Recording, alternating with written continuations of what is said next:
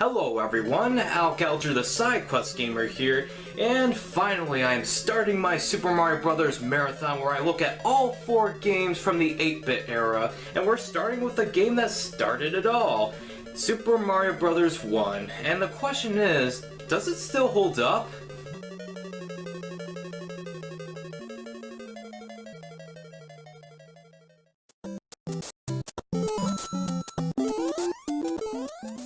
I've been meaning to review these games for the longest time. The Super Mario Platformer series is my favorite video game series of all time, as cliche as it is to say that, but it's true.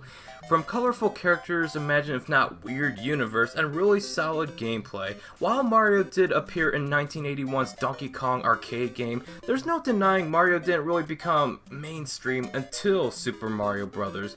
Yes, the Donkey Kong arcade game was popular, but when you played the game, you remember the Big Ape himself and kind of remember that jumping guy named Jumpman, who would later become Mario. Oddly, my first exposure to the series was Donkey Kong 64, and within the third factory level, there was a Donkey Kong arcade game, and I had no idea I was playing as Mario until my dad bought Super Mario 64 used off eBay, which was actually cheap back then because this was before the retro game craze of 2006. So technically, Donkey Kong Arcade was my first Mario game, and Super Mario 64 was my second. I'll get into my personal history with the series later, but anyway, Super Mario Bros. Is often credited as the launch title that saved the gaming industry. We've all heard the stories of how the video game crash of 1983 happened due to the overabundance of Atari 2600 shovelware made by companies that had no business in making video games in the first place, but did so anyways to make a profit. While the Famicom launched in the Japanese market in 1983, the Nintendo Entertainment System launched in America in 1985 and was marketed as a toy rather than a video game console, and packed in with the NES console was Super Mario Bros., depending on the bundle you got. Upon the North American release, there were 4 NES bundles, and Super Mario Bros. Was included in all of them except for the basic set. Although one of the biggest misconceptions I hear from people on the internet is that the Nintendo Entertainment System saved the gaming industry. Praise it! I will say that it did make gaming mainstream again, but the crash of '83 only affected North America, not the worldwide gaming industry. Europe and Japan were left relatively untouched, and while I cannot confirm if the gaming industry in the North American market would have slowly recovered without the NES, thanks to personal computers having video game markets of their own, there's no denying the NES had an impact on the markets. From quality assurance to a stellar launch of over 15 quality games, the NES took the American market by storm, and the only competition it did have later was the Atari 7800 and the Sega Master System. Those other consoles had varying degrees of success depending on the region, but none of them really matched up to the NES's initial success. Developed by the Nintendo R&D 4 team and published by, well, Nintendo, who else? Super Mario Bros. Was released as a launch title with cover art actually showing off the sprite work of the game. I really like this idea, and some of the other NES games would follow this trend, such as Metroid and Kid Icarus. The story is pretty much like every other Mario game out there. Bowser kidnaps a princess, save her. Although the instructions manual tries to put in some lore that tries to be epic, like the toads being turned into bricks, and Princess Peach having some magical powers that be used to keep the Mushroom Kingdom in balance, but the evil Bowser wants to conquer the lands using her magic. Although I doubt that's a canonical story, since further installments don't depict any of these events nor mention them ever again.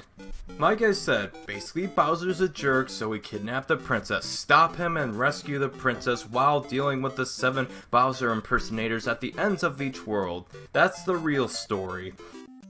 Forgive me for calling him Bowser, because I know back then he was known as King Koopa, and I should call him by that name, and I should call Princess Peach Princess Toadstool, because that was her name back then. But Mario was once known as Jumpman, so I think I'm justified in calling them Princess Peach and King Bowser.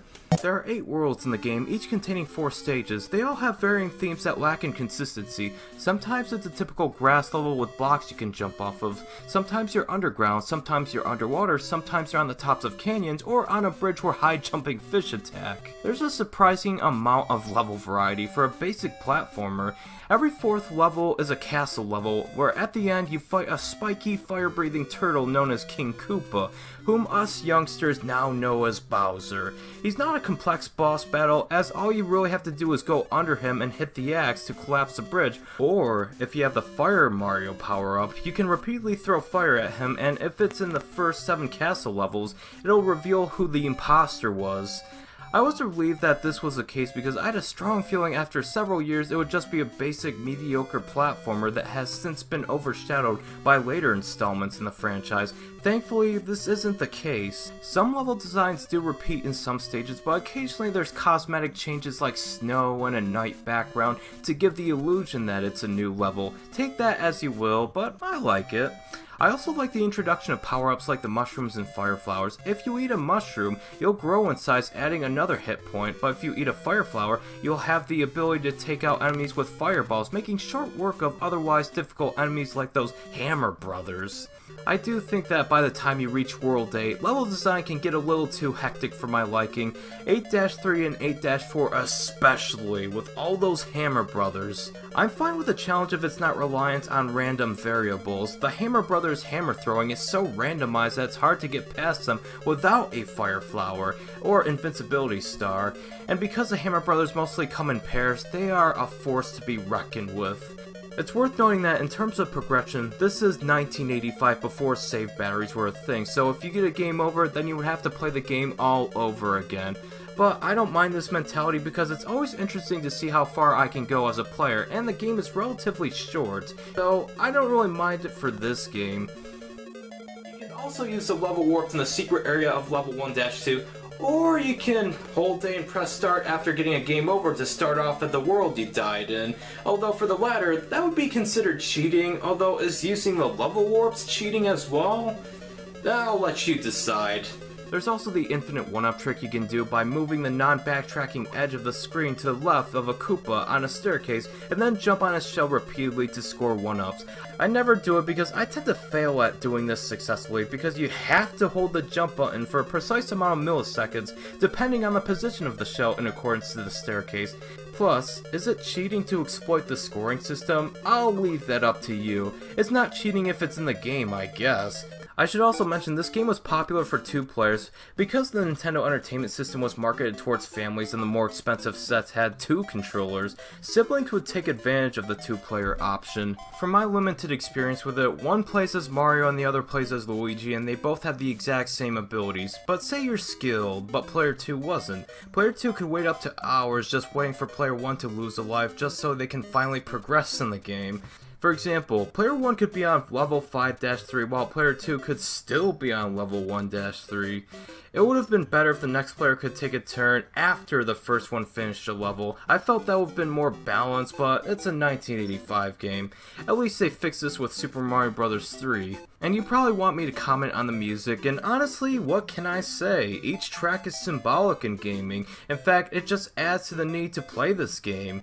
From the ground theme, to underwater theme, to castle theme, to underground theme, they're all great soundtracks, although me being born after this game's release, I've been exposed to the ground theme way too many times in other media.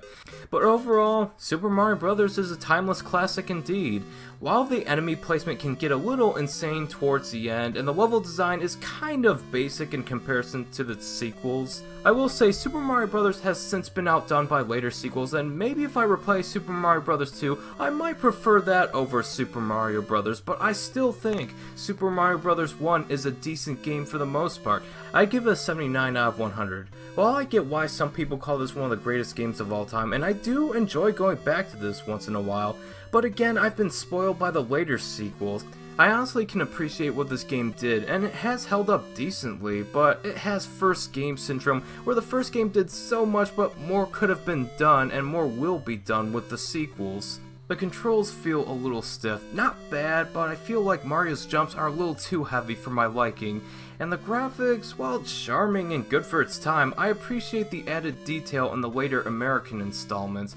It's by no means the fault of the games, but as a retrospective reviewer, comparisons can and will be drawn, and it just only makes me appreciate the sequels for updating all the aspects this game brought to the table. But hey, let me know your thoughts on this game. Why do you like it the way you do? As always, thank you so much for watching. Tune in next time as I'll be revisiting Super Mario Bros. 2 for the NES, going a little more further in depth with it, and to see if it's a progressive sequel to this game. Thank you so much for watching, have a great day, and remember to stay awesome.